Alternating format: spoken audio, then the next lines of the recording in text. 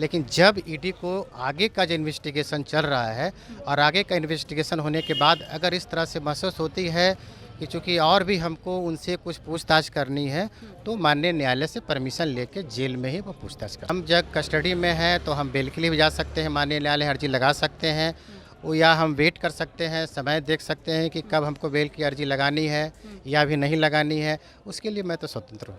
नमस्कार, SD news देख रहे हैं आप और मैं हूं आपके साथ गौरी रानी। निलंबित आईएएस पूजा सिंघल विशेष कोर्ट में आज पेश हुई और अब ईडी के 14 दिनों की रिमांड पूजा सिंघल की खत्म हो चुकी है और ऐसे में कोर्ट ने पूजा सिंघल को न्यायिक हिरासत में ले लिया है और पूजा सिंघल कोर्ट से सीधे होटवार जेल चली गई। अधिवक्ता संजय कुमार है, हम इनसे पूरी जानकारी लेने की कोशिश करेंगे कि पूजा सिंघल मामले पर आज क्या सुनवाई हुई और अब पूजा सिंघल को लेकर आगे ईडी कैसे कार्रवाई करेगी, क्योंकि ये लार्ज कॉन्स्पिरेसी का केस है, तो ऐसे में लंबी पूछताछ जो है वो आगे भी ईडी को करनी होगी। देखिए, पूजा सिंघल जी के माध्यम जो सिलसिले में माननीय न्यायालय में उसको आज पेश किया गया, चूँकि 14 दिन का उनका रिमांड पूरी अवधि हो गई थी, उसी की वजह से उनको न्यायालय में लाया गया। लाने के बाद उसके बाद 14 दिन का ही प्रोविज़न है कि कोई भी किसी भी अभियुक्त से या किसी से भी इंट्रोगेशन कर सकते हैं। उसके बाद उनकी जुडिशल कस्टडी में भेज दिया गया। 14 दिनों के लिए माननीय न्यायालय के द्वारा जुडिशल कस्टडी में भेज दिया गया, जिसकी की अवधि 14 दिन के लिए 8/6 होता है और 8 तारीख को उनको वीसी के माध्यम से फिर उनको प्रोड्यूस किया जाएगा।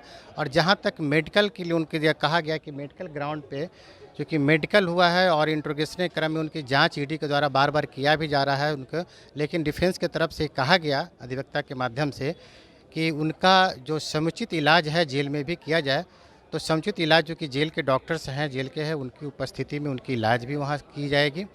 और पूछताछ की जहाँ तक इंट्रोगेशन की बात है और आगे की है, तो उनको अगर ज़रूरत पड़ेगी इंट्रोगेशन करने के लिए ईडी को, तो माननीय न्यायालय की अनुमति के बाद से वहाँ पे इंट्रोगेशन करने की अनुमति दी जा सकती है। ईडी की जो पूछताछ हो रही थी लगातार, तो पूजा सिंघल जो है वो कई बार सहयोग नहीं करती थी, क्योंकि वो अपने हेल्थ का हवाला देती थी और कई बार उनका जो बीपी है वो भी अनस्टेबल होता था।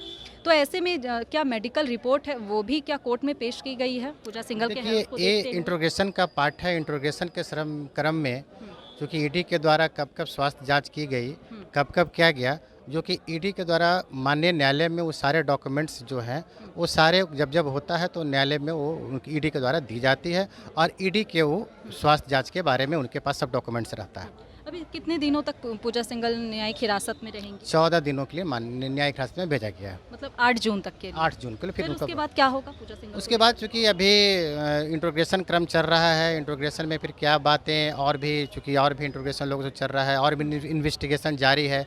इन्वेस्टिगेशन में क्या क्या बातें आती है, ईडी क्या समझती है, ईडी को ज़रूरत पड़ती है नहीं पड़ती है, वो अभी इन्वेस्टिगेशन की बात है। इन्वेस्टिगेशन में लोग क्या कर सकते हैं नहीं कर सकते हैं, क्योंकि ये लार्ज कॉन्स्पिरेसी का केस है जैसे कि बताया जा रहा है, तो ऐसे में ईडी को फिर ज़रूरत पड़ेगी पूजा सिंघल से पूछताछ करने की, क्योंकि लगातार ईडी जो है वो अब भी अपने छापेमारी जो पूजा सिंघल जो है वो इसमें सेंटर ऑफ अट्रैक्शन बताई जा रही है। तो क्या पूजा सिंघल को लेकर कई बार ईडी को पूछताछ करनी होगी, तो पूजा सिंघल 8 जून के बाद फिर ईडी कार्यालय जा सकती है, ऐसी संभावना है? ऐसी संभावना चूँकि इसलिए कि न्यायालय के ऊपर है और न्यायालय जो है कि जो कि उनका रिमांड की अवधि जो मैक्सिमम 14 डे जो होता है वो पूरी हो चुकी है।